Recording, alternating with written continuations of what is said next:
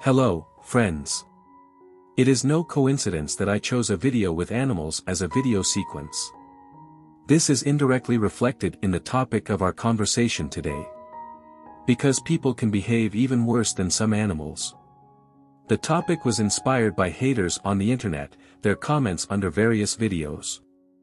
Where does this hatred come from? This interpersonal strife?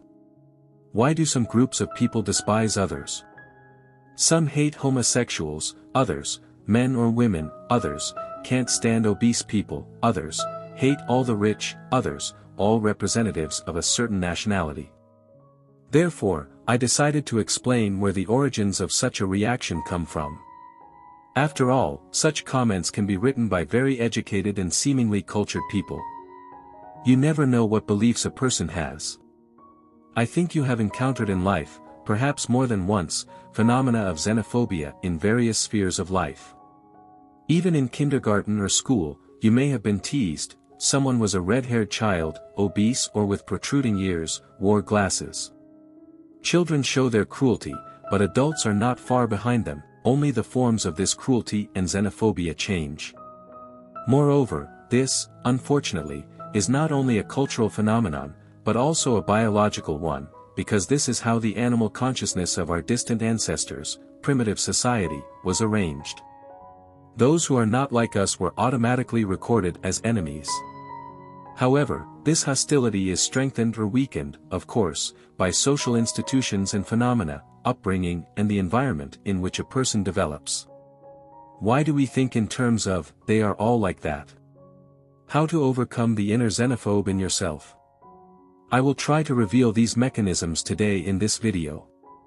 So, the term xenophobia is usually used to denote fear and hostility towards any other people who are not like us. Why are other people's lifestyles, values and attitudes sometimes so incomprehensible or simply unknown to us? Why can the criteria by which people find differences be completely different? This may be, for example, not only hatred based on nationality, skin color, religion. These types of xenophobia are condemned and recognized as criminal in any civilized society today. For example, everyone knows that Nazism or fascism are absolute evil. Discord based on race is unacceptable. This is the lowest and most unacceptable thing in any modern society. However, it was not always so. Society matures gradually. Discord of a slightly different order for some reason passes by our attention and is sometimes considered something ordinary, normal. This blogger has an unpleasant appearance, he has a squeaky voice, we don't like him. Routine everyday discord, he is not from our company, not like us. You shouldn't communicate with him. Have you ever heard such remarks? Especially among children, young people with an immature consciousness, infantile people. All this has an absolutely biological explanation. Scientists in the field of neurobiology have come to an unambiguous and disappointing conclusion: our brain is naturally set up for xenophobia. Cultural, economic and social factors have an equally strong influence on our behavior patterns, since they receive internal support from more ancient, subcortical structures of the brain, limbic system, reticular formation and others. To put it simply, the old structures of the brain are to blame for this, which have retained their old functions in the course of evolution. The cerebral cortex developed in the course of evolution, but the brain stem, subcortical structures have retained their old functions. They live with us, just as emotions, feelings, animal reactions live with us: run, run away or, be aggressive, attack. In the biological nature of man, there is a wariness towards everything new and unknown, that is, a certain natural conservatism. This helped us survive, to escape from natural enemies. Friendliness and tolerance towards those whom we classify as our own, and the same hostility towards strangers. This is a very important large-scale phenomenon, which scientists call intragroup bias. People perceive the same set of actions completely differently depending on whether it is committed by a member of our group or another. If representatives of our group, for example, committed some act of aggression, then we perceive it positively, it is a holy war for us. If the same action is committed by our enemies, representatives of another community, then this is interpreted in an absolutely negative way. Let me give you an example. We all know that high-performance sports should be honest, that cheating and deceiving are not good. However, when a representative of your favorite team, your idol, your favorite athlete cheats, then it seems to be allowed. One of the most famous football goals in history, scored by the Argentine football legend Diego Maradona in the 51st minute of the quarter-final match of the 1986 FIFA World Cup against England. The referee then mistakenly counted the goals scored by Diego Maradona with his hand. Thousands of spectators saw it, but this goal against the English brought Argentina a 2-1 victory. At the post-match conference, Maradona himself indirectly admitted, hinting that he scored the goal with his fist, but the Argentina fans did not care anymore. Everyone called it the hand of God. That is, if our people cheat, then it is normal, it is the hand of God, but if our enemies, our rivals do the same, then it is deception, falsification and injustice. The psyche pushes out thoughts about negative consequences, about cheating, and the feeling of guilt is destructive and does not last too long in a normal person.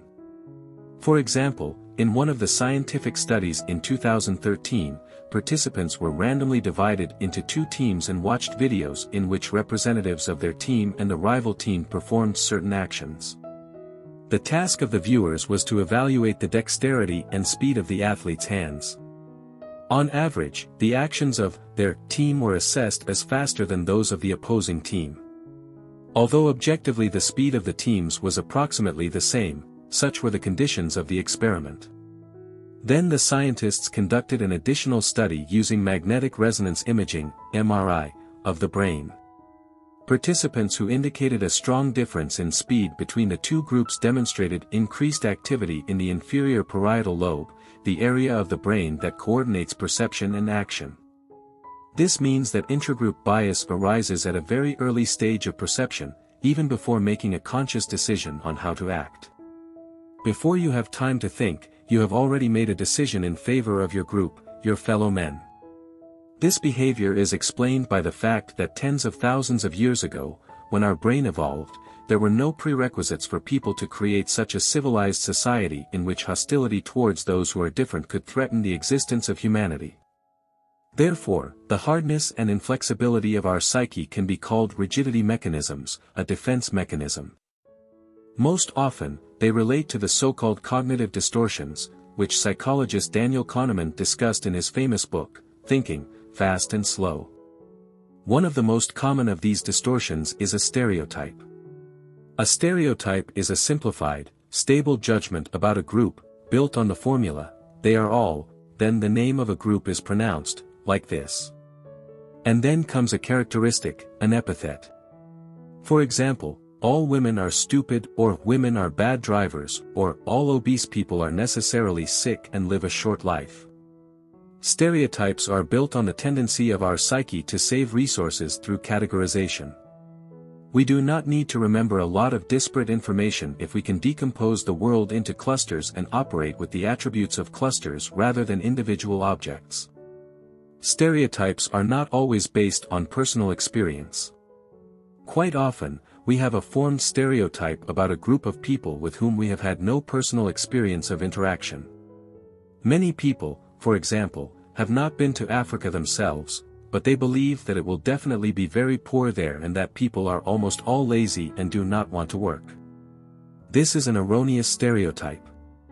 Stereotypes themselves replace experience for us, absorbed from the external information field, from the judgments of other people whom we trust or from representatives of our culture. Stereotypes themselves do not carry either a negative or a positive load. This is simply a property of our unique information and mental metabolism. A given that we, as biological beings, grew up, were brought up with, absorbed, and now we can do nothing about it. The second level of distortions is prejudice. Prejudices are formed based on morally harmless stereotypes.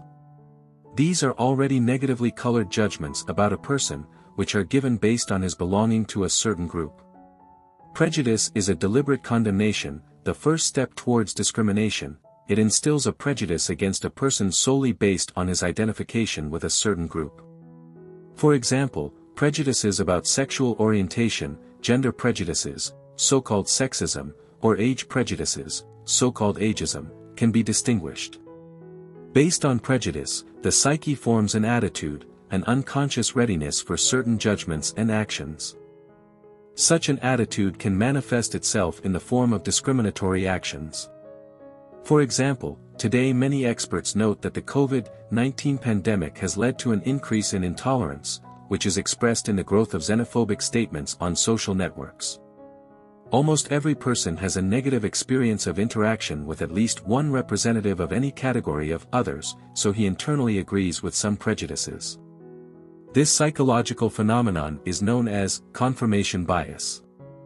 This is the name given to a cognitive bias in which people tend to search for and interpret information in such a way as to confirm previously existing beliefs or hypotheses, ignoring or discounting information that contradicts these early beliefs. This approach does not allow us to consider alternative points of view and objective evidence, and therefore significantly slows down the effectiveness of decision-making. Of course, xenophobia is not only the fault of our imperfect brain, not only of our biological nature, which objectively benefits from operating with stereotypes, saving vital energy.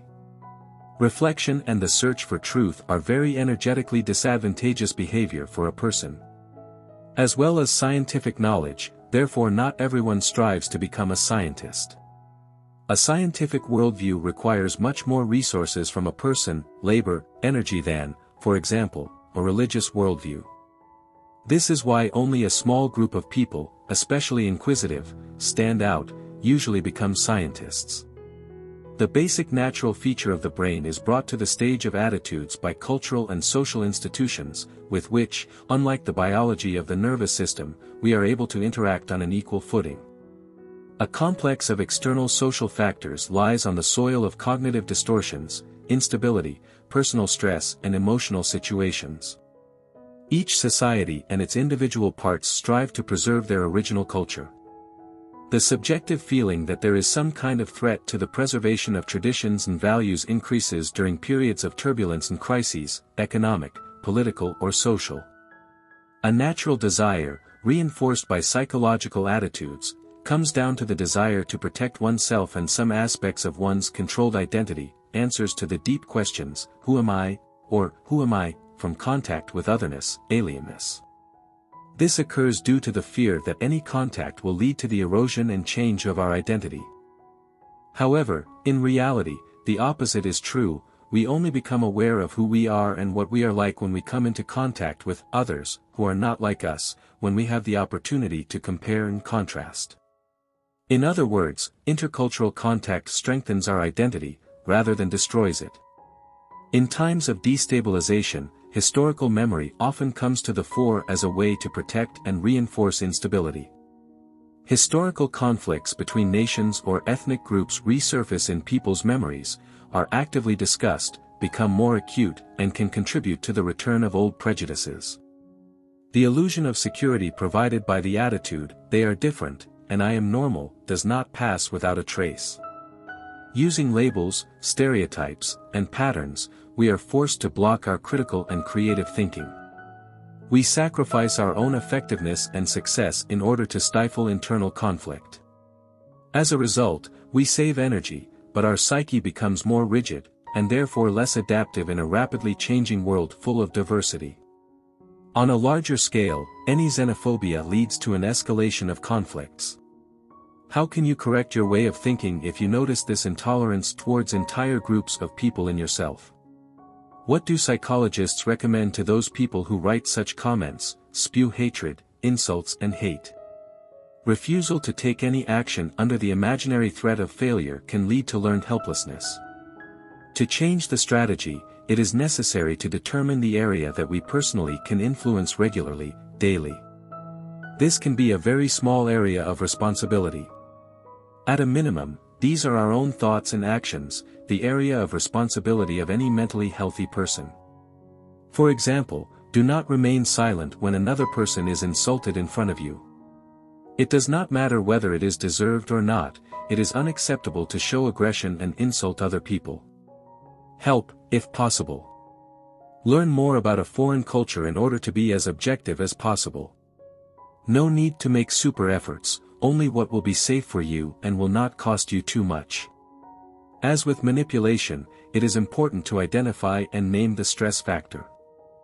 When faced with a situation in which you operate with a stereotype or prejudice, ask the question, am I objective, or is this my prejudice imposed by someone? Am I generalizing? What influences my decisions now? Emotions or objective knowledge?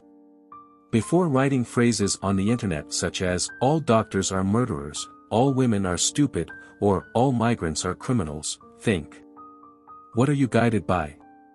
Such an approach will not, of course, make us some kind of experts and know-it-alls, but it will allow us to at least a little, as they say, pump up our critical thinking, increase the level of tolerance, and reduce unmotivated aggression.